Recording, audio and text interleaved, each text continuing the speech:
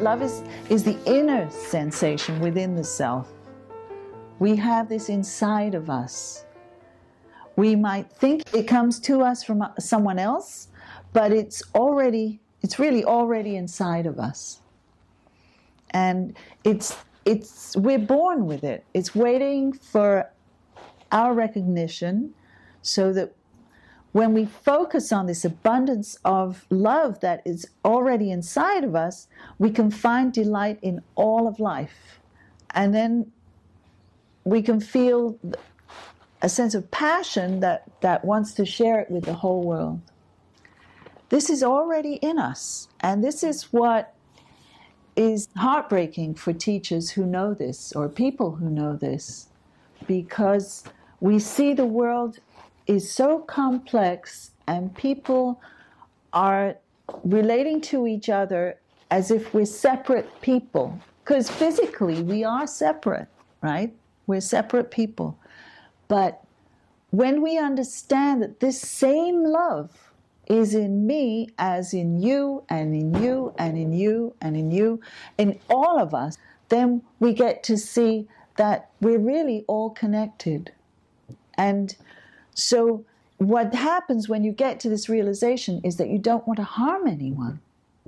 You want to be compassionate toward everyone. You want to take care of people. You want to make sure that everyone's all right. You certainly don't want to go bombing somebody or harming another individual. But it's getting in touch with that love that is inside of you. And then the other note that I made to myself to share with you was that when other people recognize this love in you, then they'll be drawn to that love because it's inside of them too. Even if they don't know it, they'll be drawn to that love.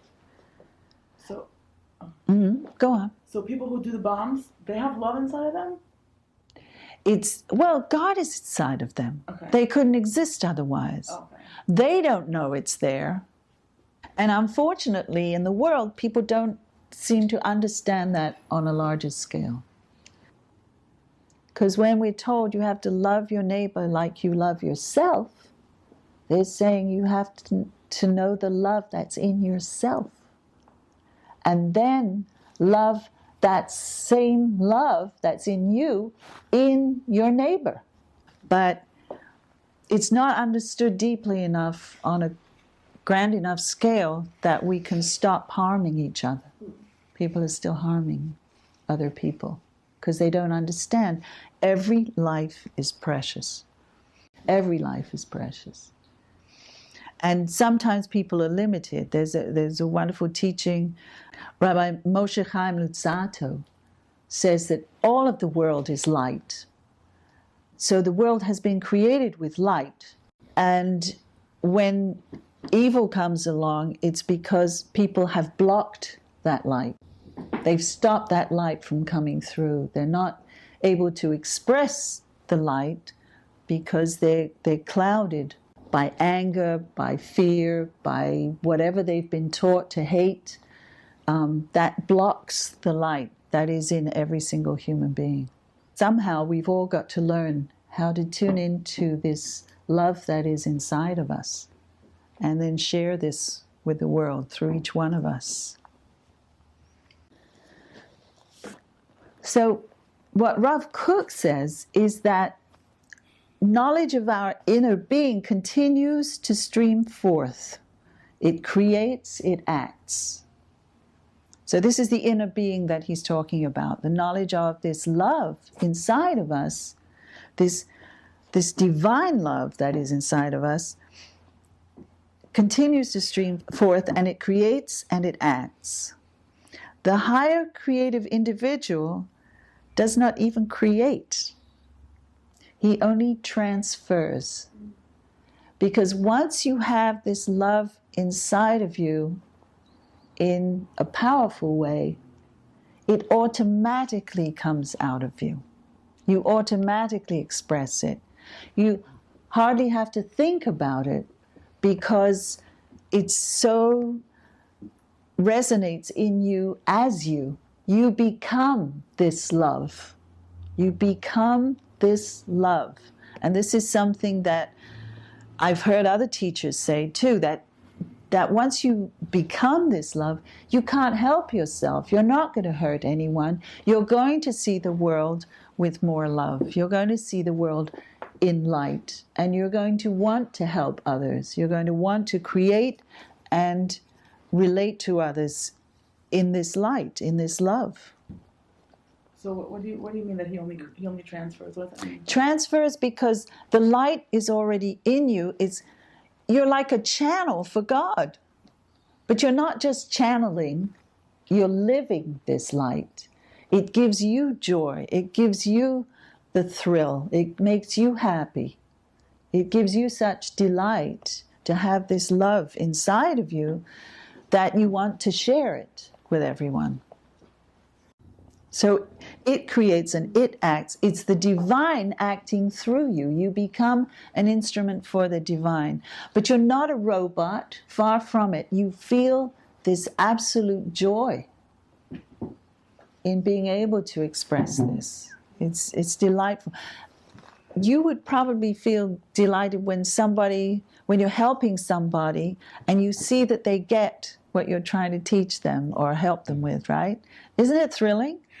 I mean, it's the other person getting it, but your delight is the love in you that you transmitted to the other person, and because you're able to transmit that love to another person, you feel the delight in you.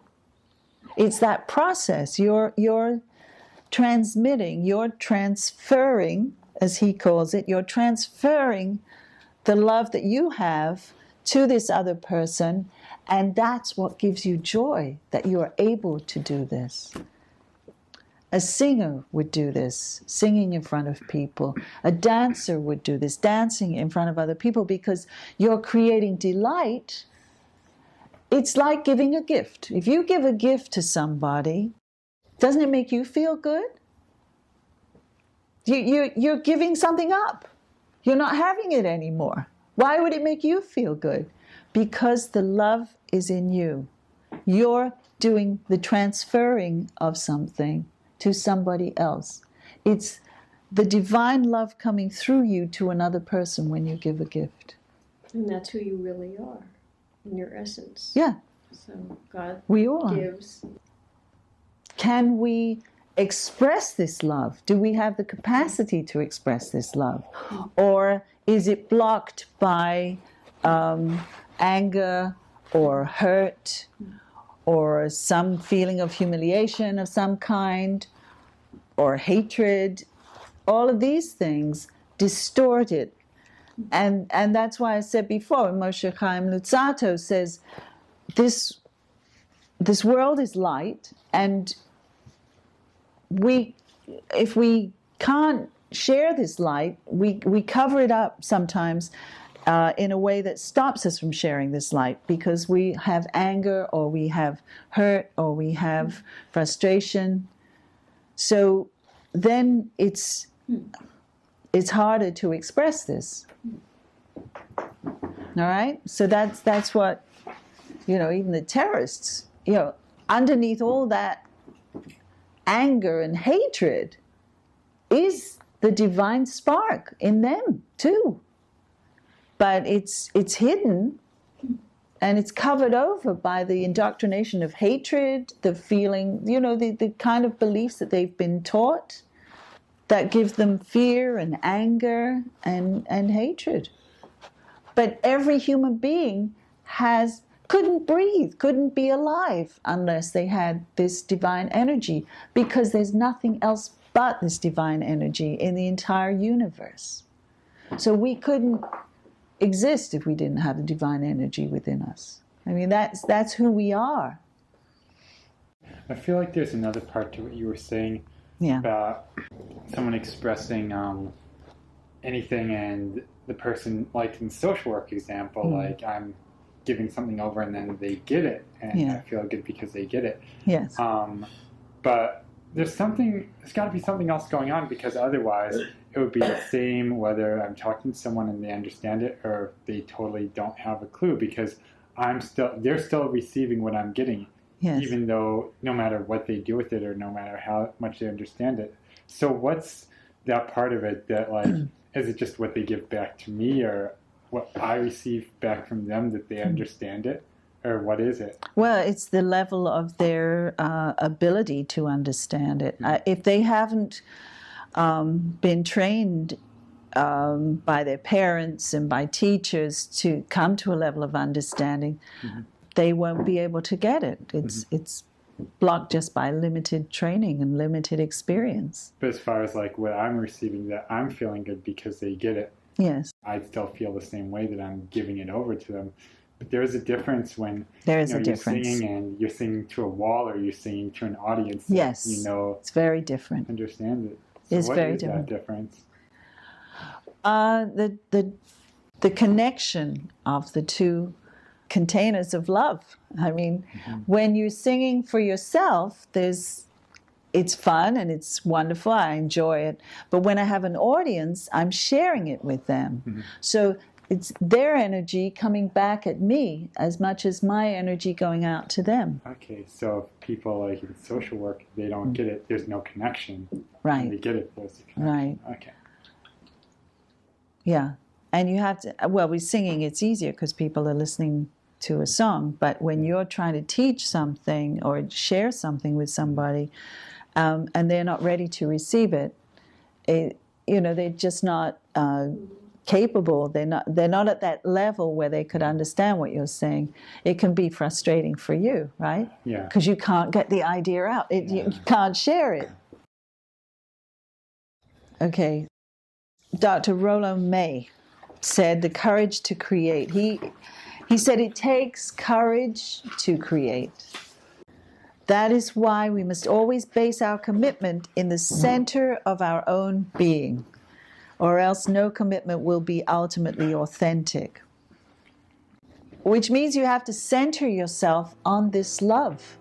You have to tune into this love that is inside of you and be able to share it with the world. But you can't do that unless you've centered yourself on your own being. So that's what we're going to do. We're going to meditate.